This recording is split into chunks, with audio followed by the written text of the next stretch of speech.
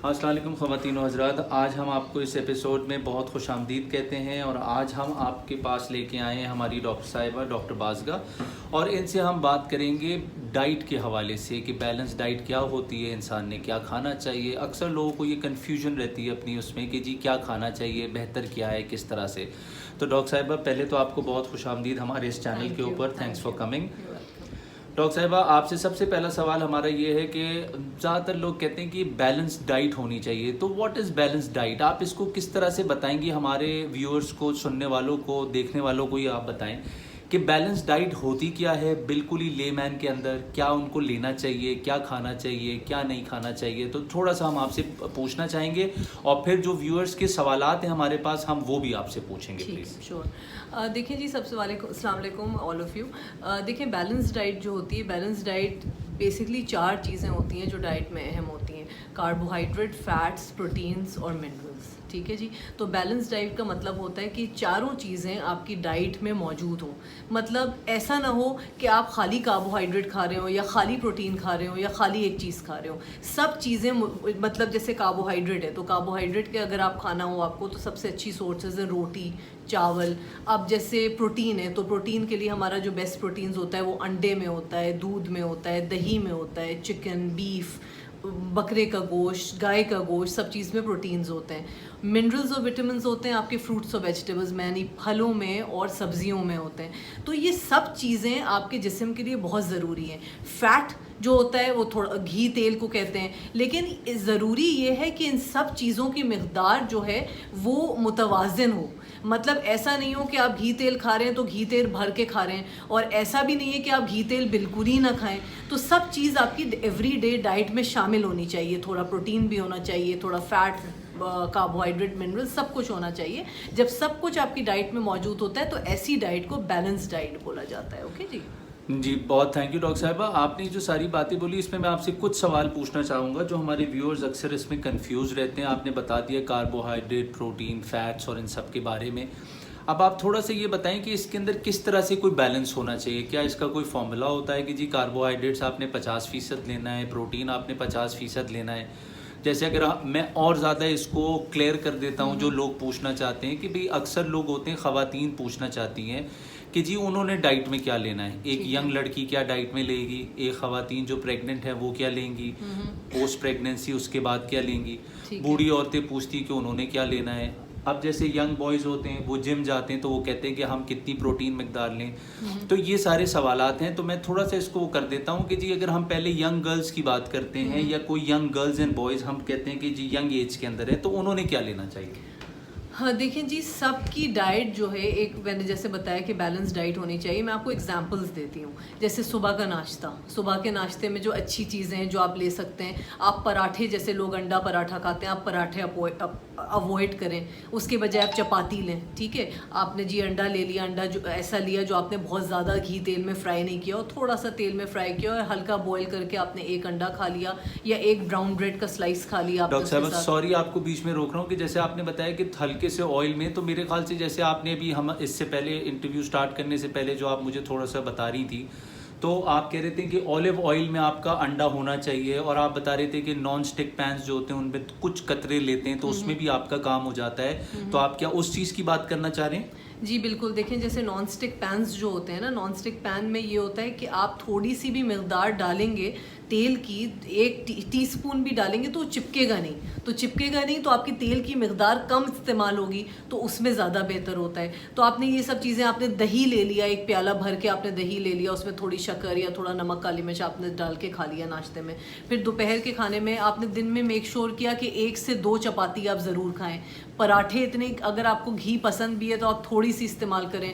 पराठे इतने घी में तल के नहीं खाएं। शाम की चाय का लोगों को अक्सर मसला होता है कि शाम की चाय में वो बिस्किट खाना चाहते हैं या केक खाना चाहते हैं, तो इस सब चीज़ से अवॉइड किया जाता है। आप शाम की चाय में पॉपकॉर्न ले लें, आप कोई नट्स खा सकते हैं। जैसे नट्स का मतलब है जैसे आपने 3-4 बादाम ले लिया या अखरोट ले लिया या इस तरह की चीज़ें खा ली। खजूर रोज़ाना आपको ज़रूर खाना चाहिए, रोज़ाना 2 खजूर, हर चीज़ जो है मुतवाज़िन उसमें। ये नहीं कि आप खजूर खा रहे हैं तो आप 8 खजूर खा रहे हैं दिन में। 2 खजूर बहुत अच्छा होता है दिन में खाने के लिए। एक दिन में 2 खजूर का इस्तेमाल काफ़ी होता है, वो आपके हेमोग्लोबिन लेवल को भी खून के जो लेवल होता है आपका जो होता है वो उसको बिल्कुल मुतवाज़िन रखता है अगर आपको अच्छी डाइट के साथ लें। फिर आप लस्सी पी सकते हैं, जैसे लस्सी में आप कम शक्कर डालें। फिर रात के खाने में भी आप रात का खाना जल्दी खाने की कोशिश करें, जैसे 7 बजे 8 बजे मैक्सिमम 9 बजे आप खा लें खाना। और वापस ये होता है कि रात का खाना इतना ज़्यादा नहीं खाना चाहिए। एक चपाती आपने ले लिया, थोड़ा सा सालन ले लिया, मतलब हर तरह से आप एक तो बाज़ार की चीज़ें अवॉइड करें, घी तेल अवॉइड करें, अच्छा ग़िज़ा खाने की कोशिश करें। ठीक है जी, बहुत थैंक यू डॉक्टर साहिबा। ये सब आप हमें मालूमात और डिटेल में भी देंगी ताकि हम अपनी वीडियो के नीचे जो इनबॉक्स है उसके अंदर भी सब रिटन नोट्स दे देंगे ताकि जिन्होंने भी नाजरीन ने उधर से देखना हो देख सकें। जी डॉक्टर बाज़गा, आपसे एक और सवाल हमारे नाजरीन पूछना चाहते हैं कि ये क्रैश डाइट, बहुत जल्दी वज़न कम करना, या कीटो डाइट जो आजकल बड़ा चल रहा है, इसके बारे में आप कुछ बताएं।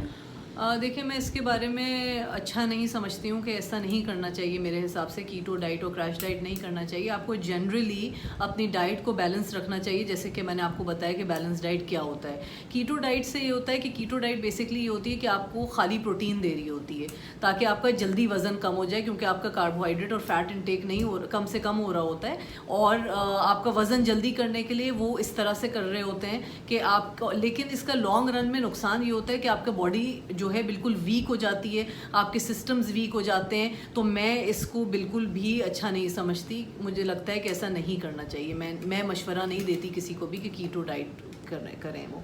अच्छा डॉक्टर बाज़गा, आपसे एक और सवाल ये पूछना था कि जो आप अनहेल्दी लाइफस्टाइल का कहा जाता है कि बेसिकली लोग कहते हैं कि अगर आपने अनहेल्दी लाइफस्टाइल अपनी जवानी में किया, मतलब कि बेसिक सवाल ये है कि रोल ऑफ एक्सरसाइज या हेल्दी लिविंग कितना मायने रखता है आपके नज़र में? देखिए जी, हेल्दी लिविंग के बेसिकली 2 मेजर कंपोनेंट्स होते हैं। एक तो हेल्दी ईटिंग, मतलब आप अच्छा खाएं, और दूसरा एक्सरसाइज, मतलब आप सेडेंट्री लाइफस्टाइल नहीं गुजारें कि आप खा तो अच्छा रहें लेकिन आप घर में बैठे हुए हैं, आप 2 कदम भी जा रहे हैं तो गाड़ी में चल के जा रहे हैं, गाड़ी में बैठ के जा रहे हैं, और या तो आप मतलब या तो आप एक्सरसाइज करते हैं और अच्छा नहीं खाते। ये दोनों नहीं होना चाहिए। हेल्दी लिविंग का मतलब है अच्छा खाना और सेडेंट्री लाइफस्टाइल नहीं करना, यानी एक्सरसाइज करना। एक्सरसाइज, बहुत लोग सोचते हैं कि एक्सरसाइज करना इतना मुश्किल काम है। देखिए सबसे सिंपल फॉर्म ऑफ एक्सरसाइज है, हर इंसान के, हर घर के आसपास कहीं करीब में पार्क तो होते हैं, तो आपको इतना जिम, इतना महंगा खर्चा करने की भी ज़रूरत नहीं है। आप पार्क में हफ्ते में 4-5 दफ़ा भी चले जाएं, 20-25 मिनट आप तेज़ वॉक कर लें, जिसको ब्रिस्क वॉक कहा जाता है। आहिस्ता लेजरली वॉक नहीं, ब्रिस्क वॉक जिसको कहा जाता है, वो आप 20-25 मिनट तक करें तो आप बेहतरीन आपकी एक्सरसाइज हो जाएगी। तो इसको कुछ लोग बहुत उसका बनाते हैं कि नहीं जिम जाना पड़ेगा, इतना ही करना पड़ेगा। इस सब की ज़रूरत नहीं होती है मेरे नज़दीक। मुझे होता है कि आप बस चल लें, बस बहुत है।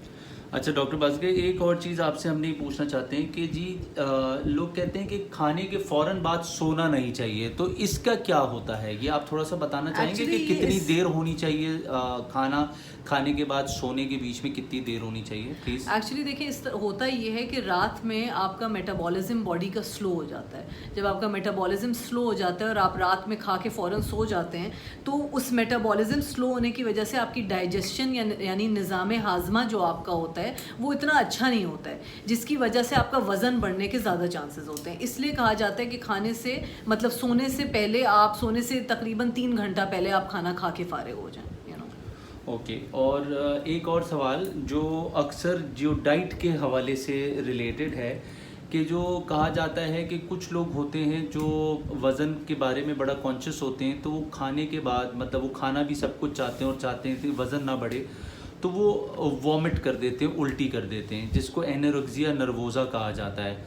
तो पता नहीं मैं ये मेडिकल टर्म सही यूज़ कर रहा हूँ नहीं कर रहा, आप इसके बारे में कुछ बताना चाहेंगे प्लीज़? नहीं, बिल्कुल सही आपने टर्म यूज़ की। इसको एनोरेक्सिया नर्वोसा कहते हैं और ये ख़ास तौर पर यंग लड़कियों में होता है, जैसे आपकी 15, 17, 18, 20 साल की लड़कियों में, क्योंकि एक इंटेंस डिज़ायर होती है कि मैं अच्छी दिखूं, मैं पतली लगूं, मैं स्लिम और स्मार्ट लगूं, तो उस और फिर वो खाने की अच्छा खाने की आदत नहीं होती है। तो ऐसी सूरत में क्या होता है कि वो लोग अपने हिसाब से जितना उनको दिल भर के खाना होता है वो खा लेते हैं और फिर जाके ख़ास तौर पे वॉमिटिंग को इंड्यूस कर देते हैं। मतलब वो ख़ास तौर पे उल्टी कर देते हैं। इसकी वजह से जब वो खा भी लेते हैं और उनका सब कुछ निकल भी जाता है। ये बहुत ख़तरनाक होता है और ये लाइफ थ्रेटनिंग कंडीशन भी हो जाती है कुछ लड़कियों में, और मतलब इतनी नौबत आ जाती है कि वो जानलेवा साबित हो सकती है। तो अगर आपके घर में ऐसी कोई लड़की है, आपकी बेटी, आपकी बहन ऐसा कुछ कर रही है, तो हमेशा उसको डिस्करेज करें कि ऐसी कोई बात नहीं है, इतना स्लिम और इतना वो ना क्योंकि बाज़ लोगों की बॉडी टाइप ही ऐसी होती है कि वो इतना पतले दुबले नहीं हो सकते हैं। अनफॉर्चुनेटली कुछ लड़कियों को हार्मोनल प्रॉब्लम्स होती है, पीसीओज आजकल बहुत कॉमन है, पॉलीसिस्टिक ओवरीज जिसको कहते हैं, जिसकी वजह से वो दवाएं ले रही होती, वजन बढ़ता ही है। तो बस बैलेंस डाइट पे एम्फेसाइज करना चाहिए, इतना नहीं करना चाहिए कि इतना ज़्यादा वेट लूज हो। ठीक है। एक और चीज़ आपसे इसके बारे में ही पूछनी थी कि ये एनोरेक्सिया नर्वोजा के बारे में सिर्फ यही है कि हम उनको डिस्करेज करें या इसका कोई डॉक्टर के पास जाके भी इलाज होता है? नहीं, बिल्कुल, अगर ये कंडीशन बहुत ज़्यादा बढ़ रही है, लड़की बहुत ज़्यादा एक्सट्रीम पे वो उनकी तबीयत ख़राब हो रही है, तो बिल्कुल आपको साइकोलॉजिस्ट के पास ले जाना चाहिए उनको, ताकि उनको वो काउंसिल कर सकें। काउंसलर के पास ले जाना चाहिए ताकि काउंसिल कर सकें, उनको समझाएं कि ऐसा करना बिल्कुल गलत है। थैंक यू डॉक्टर साहिबा, आपने हमारे स्टूडियो के लिए टाइम निकाला, हमारे नाजरीन के लिए टाइम निकाला, हम आपका बहुत शुक्रगुजार हैं। ख़वातीनो हज़रात, इसके साथ हम ये एपिसोड को ख़त्म करेंगे और आपसे गुजारिश करेंगे कि आपकी स्क्रीन के राइट हैंड साइड के ऊपर एक बेल बटन है, उसको प्रेस करें, हमारे चैनल को सब्सक्राइब करें, ताकि हम आपको फ्यूचर सारी इन्फॉर्मेशन और दूसरे एपिसोड्स की आपको सारी जानकारी मिलती रहे।